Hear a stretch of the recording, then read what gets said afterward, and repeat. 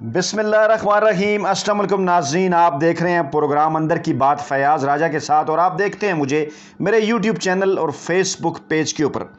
दोस्तों, एक बड़ी और अहम तरीन ब्रेकिंग न्यूज़ के साथ आपकी खिदमत में हाजिर हूँ और ब्रेकिंग न्यूज़ ये है कि जस्टिस काजी फ़ाइज़ ईसा का मामला अभी ख़त्म नहीं हुआ। जैसा कि इन्हीं वीडियोस के अंदर इसी प्लेटफॉर्म पर इसी टीवी चैनल पर हम आपको ये बताते रहे हैं कि ये मामला अभी ख़त्म नहीं हुआ, मामला कैसे आगे बढ़ रहा है। तो इसी हवाले से एक बड़ी ब्रेकिंग न्यूज़ आपकी खिदमत में हम लेकर आए हैं कि इस पुराने केस के अंदर FBI ने एक नया धमाका कर दिया है और उस धमाके के बाद सवालात उठ रहे हैं कि क्या जस्टिस काजी फ़ाइज़ ईसा की अहलिया सरीना ईसा एक बार फिर फंस गई हैं। बड़ा धमाका किया है FBI ने और मामला अभी ख़त्म नहीं हुआ। इसकी तफसीलात आपके सामने इस वीडियो के अंदर रखेंगे। पहले बैकग्राउंड के तौर पे आपको ये बताते चलें कि जून 2020 में जब ये फ़ैसला आया था तो उसके बाद इस फैसले के ख़िलाफ़ जो रिव्यू पिटीशन दायर की थी वो जस्टिस काजी फ़ाइज़ ईसा ने की थी, हुकूमत ने नहीं की थी। ये बात आपने अपने जहन में रखनी है। ये इस पूरी वीडियो में हम फिर सारा मामला आपके सामने रखते हैं कि जस्टिस काजी फ़ाइज़ ईसा ने जून 2020 के सुप्रीम कोर्ट का जो फ़ैसला था जिसमें यह कहा गया था कि FBI रिपोर्ट अपनी जमा कराएगा सुप्रीम जुडिशल काउंसिल और सुप्रीम कोर्ट के रजिस्ट्रार को, जिसके बाद फ़ैसला किया जाएगा। उस फैसले के ख़िलाफ़ जो रिव्यू पिटीशन दायर की थी वो हुकूमत ने दायर नहीं की थी, वो जस्टिस काजी फ़ाइज़ ईसा ने दायर की थी। इसलिए ये मामला अब इंतहाई दिलचस्प हो गया है। नाज़रीन, अप्रैल 2021 में 2 माह कबल जब ये फ़ैसला आया जिसमें जून 2020 में जिन जजों ने जस्टिस काजी फ़ाइज़ ईसा के ख़िलाफ़ फ़ैसला दिया था उनमें से 2 जज जो हैं वो कन्वर्ट हो गए, बदल गए, चेंज हो गए और एक नए तीसरे जज ने भी उनका साथ दिया। इस तरह से सुप्रीम कोर्ट के उस बेंच ने यह कहा कि जो FBI की रिपोर्ट है वो कलअदम करार दी जाती है और मामला जो है वो काजी फ़ाइज़ ईसा के हक़ में आ गया। लेकिन उसके बाद क्या हुआ? उसके बाद ये हुआ कि मई 2021 में ये इतलात आई और इनके ऊपर हमने वीडियोस भी जो है वो आपके सामने की कि हुकूमत जो है वो एक क्यूरेटिव रिव्यू यानी नज़रसानी के ऊपर, नज़रसानी से कहा जाता है, वो दरख्वास्त लेकर सुप्रीम कोर्ट के रजिस्ट्रार ऑफिस में पहुंच गई है। वहां पर हुकूमत गई है और हुकूमत के जो मुखालफीन हैं, जो आइनी और कानूनी माहिरीन जो हुकूमत से बुग़्ज़ रखते हैं, उनकी जानिब से ये कहा जा रहा है कि नज़रसानी के ऊपर नज़रसानी अपील कैसे दायर हो सकती है, ये क्रिएटिव रिव्यू कैसे दायर हो सकता है। हुकूमत का और चंद आइनी माहिरीन का इस हवाले से मौक़िफ़ था कि बिल्कुल हो सकता है। लेकिन अब हुकूमत एक नई आइनी और कानूनी राय के साथ सामने आई है और वो राय जो मैंने आपके सामने रखी वो ये है कि हुकूमत ने तो अभी इसके ऊपर रिव्यू किया ही नहीं। हुकूमत की जानिब से तो ये पहला रिव्यू होगा जिसके लिए हुकूमत जो है वो रजिस्ट्रार ऑफिस में पहुंची है, क्योंकि इससे पहले जो रिव्यू लिया गया वो तो जस्टिस काजी फ़ाइज़ ईसा साहब की जानिब से लिया गया। तो हुआ क्या हुआ नाज़रीन जी है कि अब जो ताज़ा तरीन इतलात हैं, जब वो क्यूरेटिव रिव्यू जब हुकूमत की जानिब से रजिस्ट्रार ऑफिस में जब दायर किया गया था तो उसके ऊपर जो है वो FBI ने कुछ एतराज़ात लगाए थे, माफ़ कीजिएगा, रजिस्ट्रार ऑफिस ने कुछ एतराज़ात लगाए थे। सुप्रीम कोर्ट का जो रजिस्ट्रार ऑफिस है और उनमें से कुछ एतराज़ात इंतज़ामी थे, कुछ कानूनी एतराज़ात थे और हुकूमत को ये कहा गया था कि 30 दिन की मोहलत है आपके पास कि आप ये एतराज़ात जो है वो दूर करें और उसके बाद जो है वो आप हमारे पास वापस आएँ। और अब जो लेटेस्ट डेवलपमेंट है, जो बड़ी खबर मैं आपको देने जा रहा हूँ, वो ये है कि ये एतराज़ात दूर करने के बाद 1-2 नहीं बल्कि हुकूमत ने पूरी 18 अपीलें जो हैं, चैम्बर अपीलें जिन्हें कहा जाता है, वो दायर कर दी हैं रजिस्ट्रार के ऑफिस में। जी बिल्कुल, एक मरतबा फिर इस मामले को देखिए। जून 2020 में ये फ़ैसला आता है कि सुप्रीम कोर्ट ये कहती है कि FBI जो है वो इस मामले को देखेगा, लेकिन रिव्यू में चले जाते हैं जस्टिस काजी फ़ाइज़ ईसा और फिर अप्रैल 2021 में फ़ैसला आता है कि ये मामला कलअदम है, ये मामला जस्टिस काजी फ़ाइज़ ईसा के हक़ में हो जाता है। उसके बाद मई 2021 में क्यूरेटिव रिव्यू लेकर हुकूमत फिर जाती है रजिस्ट्रार ऑफिस, उसके ऊपर एतराज़ात लगते हैं और रजिस्ट्रार ऑफिस ये कहता है और 7 आइनी कानूनी माहिरीन ये एतराज़ भी लगाते हैं कि रिव्यू के ऊपर रिव्यू कैसे हो सकता है। लेकिन फिर हुकूमत को 30 दिन का वक्त मिलता है जो है वो सुप्रीम कोर्ट के रजिस्ट्रार के ऑफिस की जानिब से कि आप ये कुछ कानूनी और इंतज़ामी एतराज़ात हैं ये दूर करें। वो एतराज़ात दूर करने के बाद हुकूमत 18 चैम्बर अपीलें दायर करती है और साथ इस मौक़िफ़ के साथ भी हुकूमत सामने आ गई है कि हमने तो पहले रिव्यू लिया ही नहीं, ये तो हमारा पहला रिव्यू है। इसलिए अब ये मामला इंतहाई अहम हो गया है और इसके अंदर FBI ने भी एक बड़ा धमाका किया है। वो बड़ा धमाका ये है कि ये जो 18 अपीलें دائر کی گئی ہیں حکومت کی جانب سے،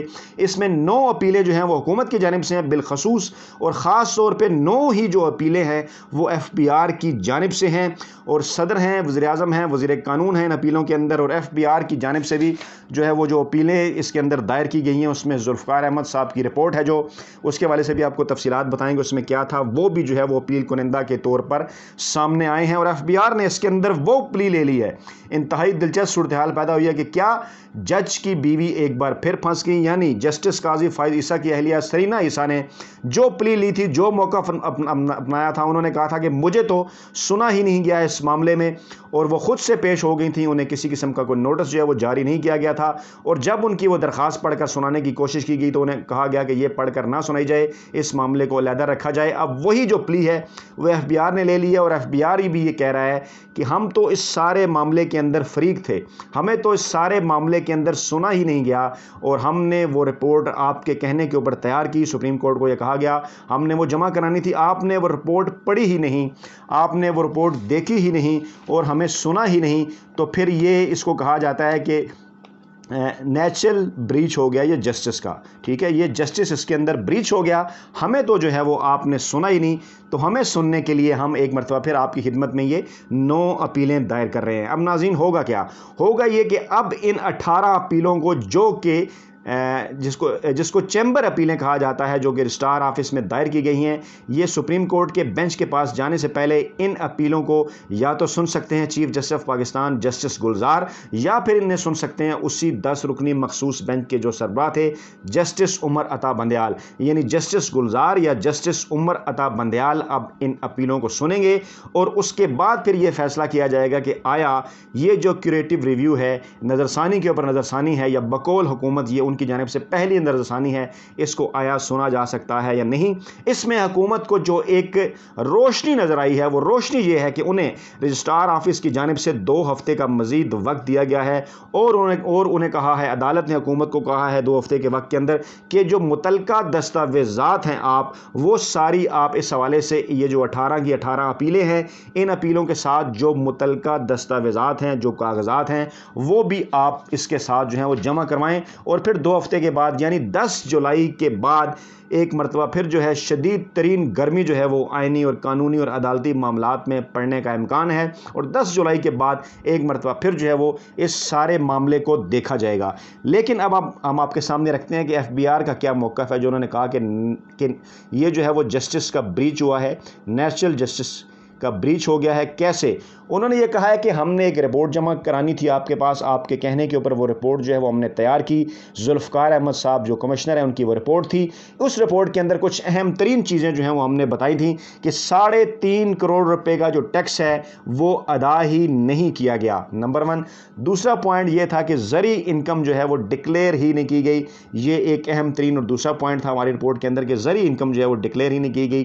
تیسرا معاملہ یہ تھا کہ ایک پھر مشترکہ بینک اکاؤنٹ سامنے آیا جو اکاؤنٹ بھی ایک خاص مدت تک ڈکلیئر ہی نہیں تھا۔ جی بالکل، جسٹس قاضی فائز عیسیٰ اور ان کی اہلیہ سرینا عیسیٰ کا ایک جوائنٹ اکاؤنٹ سامنے آتا ہے جو کہ کافی عرصے تک ایک مخصوص مدت تک، خاص مدت تک اس کو ڈکلیئر ہی نہیں کیا گیا۔ پھر چوتھا پوائنٹ اس کے اندر ایف بی آر نے یہ رکھا ہے جو بڑا دھماکہ کیا ہے، وہ یہ کہا ہے کہ بیرون ملک رقم بھیجی گئی جو بظاہر بچوں کی تعلیم کے لیے تھی، مگر اس سے بظاہر جائیدادیں خریدی گئیں، اور اس طرح ایف بی آر اس منی ٹریل سے مطمئن نہیں ہے، اس لیے بطور فریق ہمیں اس کے اندر شامل کیا جائے۔ ہمیں تو نہ کوئی نوٹس بھیجا گیا، نہ ہی ہمیں فریق کے طور پہ لیا گیا، یعنی وہی پلی جو کہ جسٹس قاضی فائز عیسیٰ کی اہلیہ سرینا عیسیٰ نے لے لی تھی۔ ایف بی آر نے وہ پلی لے لی ہے اور یہ کہا ہے کہ ہمیں اس معاملے کے اندر فریق بنایا جائے، ہمیں تو سنا ہی نہیں گیا، ہمیں سنا جائے، کیونکہ یہ 1 2 3 4 پوائنٹ جو ہم نے آپ کے سامنے رکھے اس رپورٹ کی صورت ذوالفقار احمد کی، اس کے اوپر ہم منی ٹریل سے مطمئن نہیں ہیں، جو منی ٹریل جو ہے وہ سرینا عیسیٰ اور جسٹس قاضی فائز عیسیٰ صاحب کی جانب سے جمع کرائی گئی، اس لیے ہمیں سنا جائے۔ تو یہ معاملہ ناظرین اب ختم نہیں ہوا، جیسا کہ ہم پہلے بھی انہی ویڈیوز کے اندر آپ کو کہتے رہیں کہ یہ معاملہ اتنی آسانی سے ختم ہونے والا نہیں ہے، حکومت اس معاملے کو منطقی انجام تک ضرور پہنچائے گی۔ اس حوالے سے یہ بھی اطلاعات ہیں کہ ایک نیا جو آئینی ریفرنس ہے وہ بھی دائر کرنے کے حوالے سے غور کیا جا رہا ہے، کیونکہ ایسے ممکن ہی نہیں ہے کہ ریاست کے سربراہ صدر جو ہوتے ہیں، جو ریاست پاکستان کے سربراہ ہیں، ان کی جانب سے کوئی ریفرنس بھیجا جائے سپریم جوڈیشل کونسل میں اور وہاں تک وہ پہنچے ہی نہ، اور اس کا فیصلہ جو ہے وہ سپریم کورٹ کی سطح کے اوپر ہی جو ہے وہ ہو جائے۔ تو یہ ہیں وہ تازہ ترین اور اہم ترین معاملات، جس کے بعد ہم نے آپ کی خدمت میں یہ بڑی اور اہم ترین بریکنگ نیوز پیش کی کہ جسٹس قاضی فائز عیسیٰ کا معاملہ ابھی تھما نہیں ہے، اور ایف بی آر نے پرانے کیس میں ایک نیا اور بڑا دھماکہ کر دیا ہے، اور پھر آئینی اور قانونی ماہرین سوال اٹھا رہے ہیں کہ کیا جسٹس قاضی فائز عیسیٰ کی اہلیہ سرینا عیسیٰ ایک بار پھر خود پھنس گئی ہیں، یا انہوں نے جسٹس قاضی فائز عیسیٰ کو بھی پھنسا دیا ہے۔ اپنا بہت خیال رکھیے گا، دعاؤں میں یاد رکھیے گا۔ نئی ویڈیو کے ساتھ جلد آپ کی خدمت میں حاضر ہوتے ہیں۔ اللہ نے کے بعد۔